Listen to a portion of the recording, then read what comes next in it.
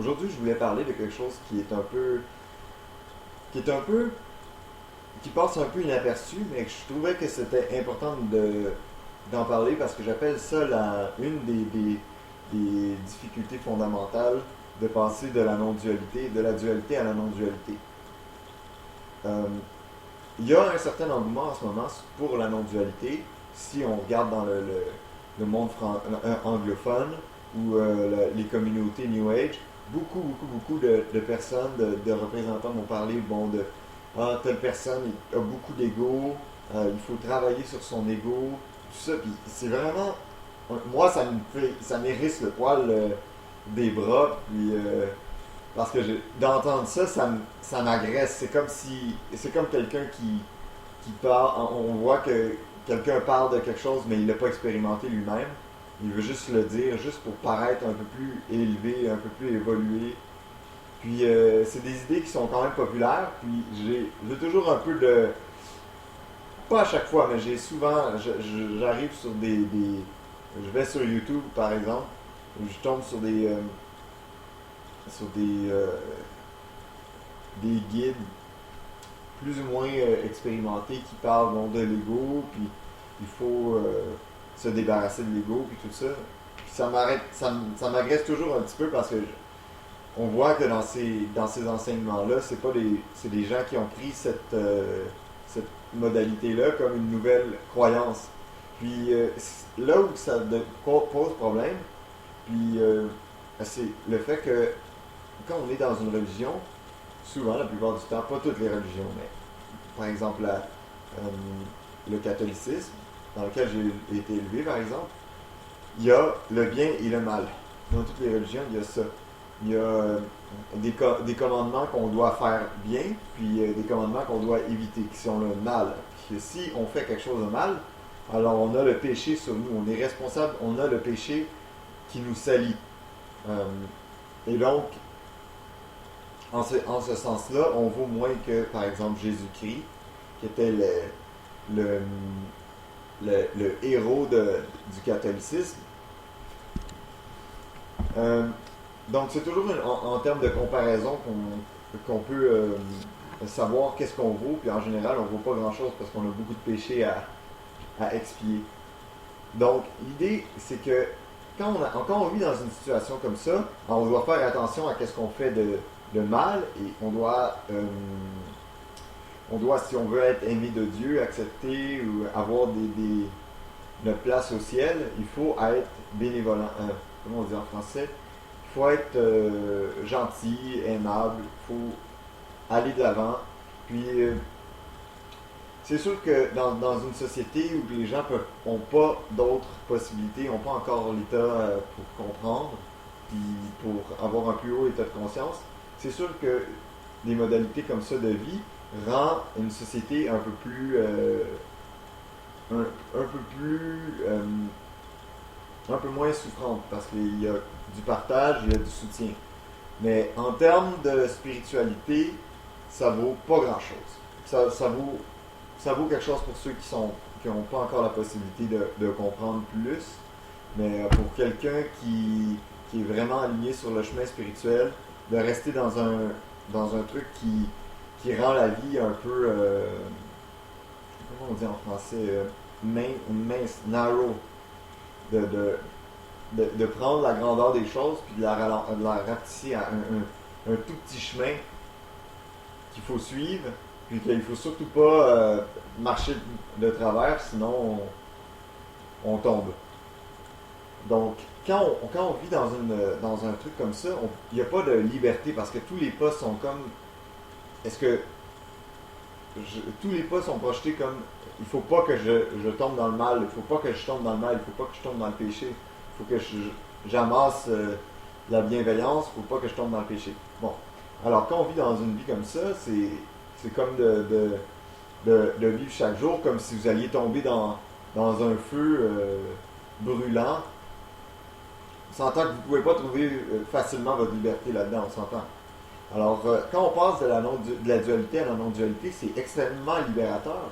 Mais ce qui se passe la plupart du temps, parce que le conditionnement religieux est là, parce que le conditionnement de la société est là, la personne qui va changer de non-dualité à dualité, c'est-à-dire de dualité à non-dualité, va prendre un nouvel ennemi comme mal, qui est l'ego, puis la conscience comme étant le bien. Donc, lui, maintenant, dorénavant, il se dit libéré, il parle de l'ego, que les personnes ont un gros ego, qu'il faut qu'ils. Tel dirigeant a un gros ego, où ils vont se clamer comme étant des gens qui n'ont pas d'ego, simplement pour avoir l'air plus pur, mieux comme un saint, par exemple. Mais tout ce qu'on a fait, on a changé les lois qui sont bonnes, puis les lois qui sont mauvaises d'une religion ou d'un mode de vie, à une autre idée qui est la non-dualité, dans lequel le méchant c'est l'ego, puis la gentillesse c'est la conscience. Puis on doit se battre contre l'ego pour pas tomber, puis on doit rester dans la conscience. Puis quand on fait ça, de la même façon que l'autre vie, ça revient au même. On se retrouve, puis la plupart d'entre vous, moi je l'ai expérimenté, mais quand j'ai cru être éveillé, c'était ça qui se passait. J'avais emprunté cette idée-là, qu'il fallait que je combatte l'ego, puis que je reste dans la conscience. Ben, dans cette idée-là, j'étais pas du tout libre, puis je dirais même que j'avais rarement été plus malheureux que ça. J'étais tellement malheureux là, que je pouvais pas imaginer comment j'allais vivre le prochain mois. Je comprenais absolument pas. Et puis, il m'a fallu un an à peu près de ça, des plus intenses, de toutes des intenses dépressions pour allumer puis comprendre que c'était absolument pas ça. La liberté est bien encore plus fondamentale que ça. Ça va au-delà d'une idée de vouloir faire tomber l'ego, de vouloir se débarrasser de l'ego puis de vouloir rester dans la conscience. L'ego est un mouvement dans la conscience ne va pas tomber, elle ne peut pas partir. C'est quelque chose qui est fondamental. Vous pouvez pas décider, vous pouvez décider de penser à quelque chose d'autre, mais vous ne pouvez pas décider de ne pas être présent. Être présent, c'est une donnée fondamentale, c'est la constance. Tout le reste est intermittent. Ça peut être changé. Par exemple, je vois mon corps, j'ai juste à fermer les yeux, il n'y a plus d'expérience de corps. Ok, j'ai encore les sensations, je peux spéculer à ce moment-là que le corps est à l'extérieur de ma vision, mais j'expérimente pas à ce moment-là le corps, c'est seulement de la spéculation. Donc, c'était quoi la question? Attendez.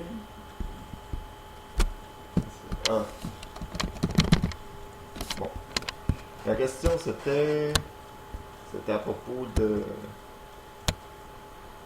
J'ai perdu ma page. Ah!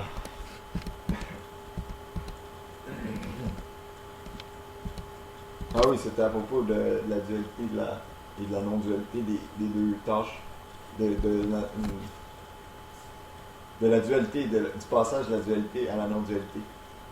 Mais c'est ça, je voulais parler de cet aspect-là parce que souvent on remplace l'un par l'autre. On se sent pas du tout libre.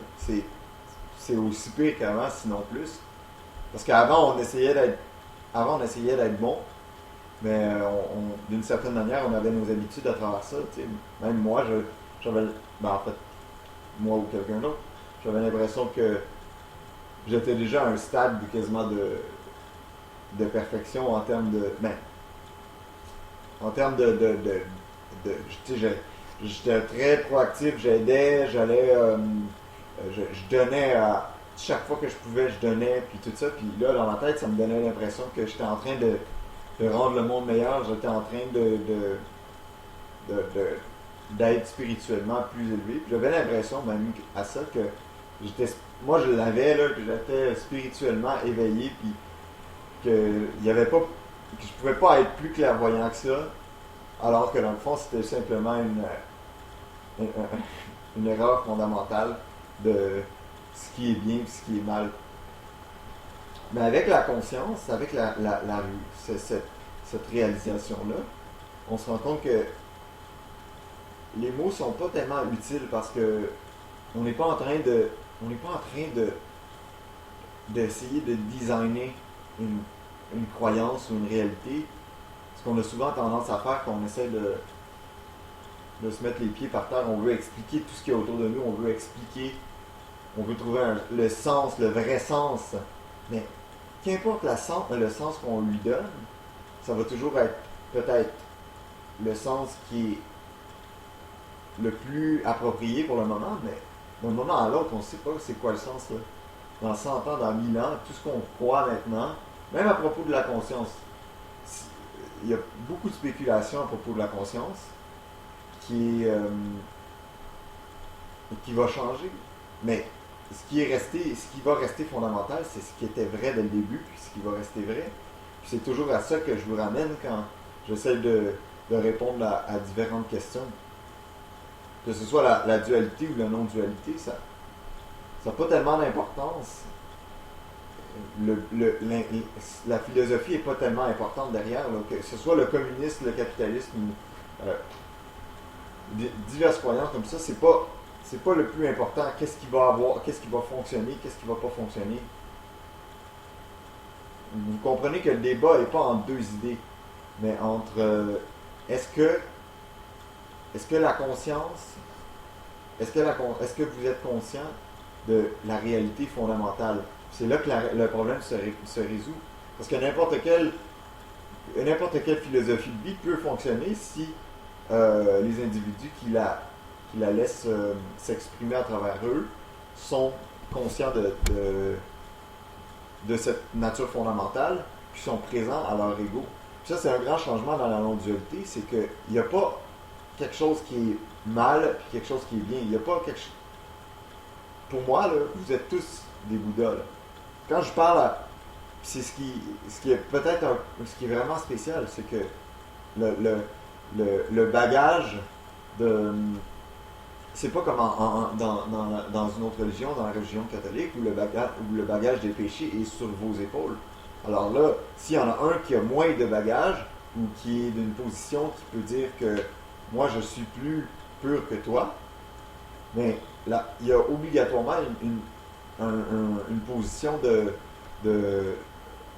contrôle, de supériorité qui se produit entre moi et toi. Elle ne peut pas avoir une relation vraie, il n'y a pas une rencontre vraie à travers ça. C'est comme il faut se rencontrer sur un terrain commun. Puis le terrain commun, c'est la réalité fondamentale. Moi et vous sommes la même chose. Nous sommes la réalité absolue, la réalité la plus pure, intelligence absolue. Mais ce qui n'est pas vrai, c'est le conditionnement. Mais tout le monde a le conditionnement qui est... C'est un conditionnement qui a été basé sur l'ignorance, qui n'est plus là maintenant. Cette ignorance-là n'est pas là maintenant au moment où on se parle. C'est une ignorance du passé. Puis c'est les séquelles de cette ignorance-là, comme une ombre qui a été... comme une ombre qui trouve sa source dans le passé. Le soleil qui émet sa lumière sur une forme, puis l'ombre apparaît aujourd'hui avec vous comme étant l'ego. Mais l'ego comme tel n'existe pas, c'est simplement une ombre qui vient du passé, d'une ignorance passée. Quand on se rencontre sur la réalité ultime que l'on est en ce moment-ci, au-delà de toutes les formes. Puis ce qui est vraiment intéressant, c'est le fait que dans la non-dualité, il n'y a pas de... On ne possède pas un ego. C'est pas notre ego, on n'est pas enchaîné à l'ego. L'ego se produit dans notre champ de perception, mais personne... C'est plus comme un vestige de l'humanité. Comme par exemple le petit orteil qu'on peut regarder, mais c'est un petit orteil qui avant était beaucoup plus grand, puis qui maintenant est en train de rapetisser. On le voit partir, on en est témoin, mais il n'y a rien qui retient ce petit orteil-là, il n'y a rien qui se bat pour le laisser survivre, parce que si on n'en a pas besoin, il va disparaître. De même, l'ego va disparaître parce qu'on n'en aura pas besoin, mais c'est pas à nous de sa survie ou pas sa survie, ça devrait pas être la question. Parce que automatiquement, quand vous découvrez votre réalité fondamentale, puis que la grâce prend le dessus dans votre vie, il y a plus l'ego va se faire extirper de votre expérience tout simplement par son inutilité. Puis c'est sûr que c'est jamais agréable que l'ego quand l'ego est toujours exacerbé afin de lui faire perdre son énergie. Mais c'est un passage obligé. Mais le fait est que l'ego est déjà mort. C'est déjà quelque chose qui est terminé. Comme un peu le petit orteil, on le voit, mais si c'est vrai qu'on n'en a plus besoin, alors il est en train de disparaître pour de bon. Alors, on ne devrait pas être tellement concerné par ça. Puis ceux qui sont vraiment concernés par l'ego, c'est aussi ridicule que être concerné par le petit orteil qui s'en va. C'est quelque chose qui s'en va, alors pourquoi s'inquiéter à propos de ça? Il est déjà disparu pour moi. Là. Alors, voilà, ça c'est ce que je voulais parler là, de la dualité et du passage de la dualité à la non-dualité. Mais pas en tant que croyance, mais en tant que réalité expérimentée.